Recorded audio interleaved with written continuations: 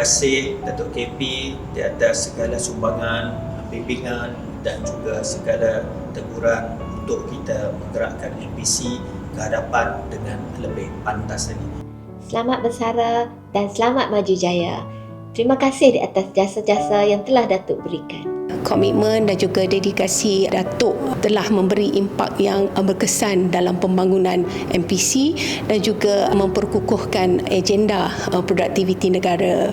Untuk itu, selamat bersara dan terima kasih di atas segalanya, Datuk. Terima kasih atas segala bimbingan dan kepimpinan yang telah diberikan.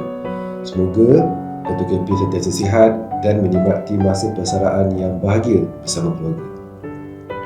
Semoga Yang Berbahagia Datuk memasuki fasa kehidupan baru ini dengan penuh kegembiraan, kesihatan yang baik dan masa berkualiti bersama keluarga yang tersayang.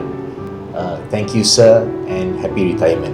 Selamat bersara kepada Yang Bahagia Datuk Zahid. Terima kasih di atas bimbingan dan tunjuk ajar yang telah diberikan kepada kami semua. Semoga Yang Bahagia Datuk sentiasa kekal tenang di alam persaraan. Dan terima kasih di atas segala jasa, kepimpinan dan pengorbanan Datuk sepanjang menerjui organisasi ini.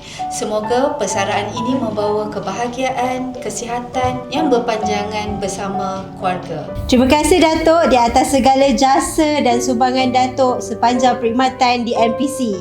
Selamat bersara. Selamat bersara. Terima kasih. Selamat bersara. Selamat bersara. Selamat bersara dan semoga sentiasa sihat di kalangan keluarga yang tersayang. Terima kasih Datuk atas segala jasa dan kepimpinan. Selamat bersara. Selamat pencen dan semoga segala urusan dimudahkan oleh Amin. Selamat bersara Datuk KP.